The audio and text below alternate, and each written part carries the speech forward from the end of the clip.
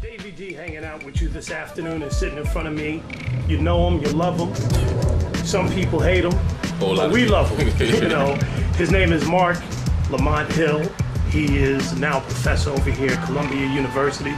We know him for his work that he's done over at Temple University, and we also know him for being the same voice on Fox News. So he does a lot of commentary, speaks to a lot of issues, and I had to seek you out since I am in New York this afternoon, and you know, I gotta have you weigh in on the conversation that's on everybody's mind. We're talking about the situation with Van Jones, you know, who recently found himself having to resign over the battle with people at your network, or the network that you're part of. First of all, how are people feeling? Is that like a big feather in the cap? Is Glenn Beck and Bill O'Reilly and those guys, are they like high-fiving each other?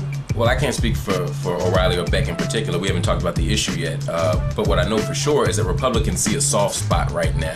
Republicans see that whenever they raise enough hell, Obama will cave. He has spent the last month, in fact, maybe his entire presidency, apologizing, saying he's sorry.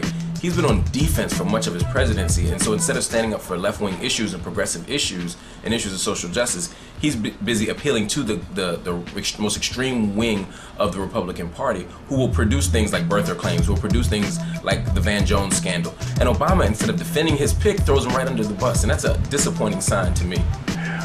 Why is that happening? And, you know, from your standpoint, you know, as an activist and somebody who's teaching a lot of these things, you know, what is this going to mean in the long run? In the long run, it means that left-wing issues, poor people issues, black people issues, vulnerable people issues will continue to be marginalized and maybe even taken completely off the table in the name of so-called political expediency. You know, during the election cycle, people kept saying, oh, he'll get to us eventually. Don't worry about it. Trust us. Let him win, and then we'll work everything out. Well, he won without offering us or promising us anything. We committed to him. He ain't commit to us. So now we become sort of this nation that has a black president. We have Obama as the leader of this nation.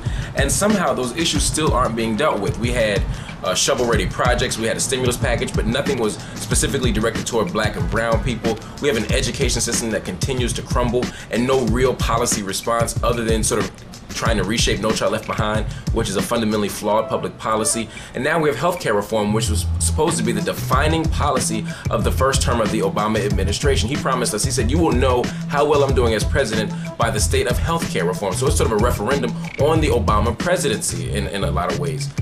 What have we seen so far? We've seen Obama bungle this from the beginning, and I have a lot of love and respect for Barack Obama, so this is loving critique I'm saying, but nevertheless, he starts off by offering this to Nancy Pelosi and Harry Reid. That's probably mistake number one. He had the political mandate, he had the political capital, and instead of offering a bill that was comprehensive and that could get through, he instead gives it to Nancy Pelosi and Harry Reid, who I respect, but in terms of political pragmatism, that ain't how you get the deal done.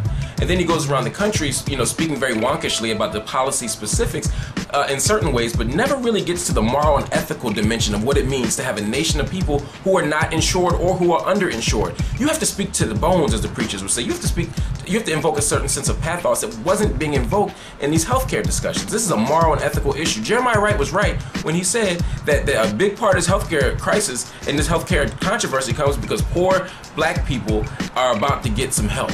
And that's something that Obama has to speak back to, maybe not in explicit fashion, but in some kind of fashion. And so when you see something like Van Jones, somebody who is a community activist, someone who is highly qualified, highly trained, someone highly committed to the struggles of poor people and desperate people, somebody highly committed to environmental justice, when you see him get thrown under the political bus because the extreme right wing of the party, of the Republican Party, decides that he's a casualty, that's very, very dangerous, because that means when it's time to stand up, Obama is going to stand down. He did it with Jeremiah Wright. He's doing it now with Van Jones. When does it end? When do the interests of black people, when does black leadership get protected and respected? Instead, it continues to be marginalized and in deference to somebody who ain't never gonna love you. They will never love you. You have to push this through.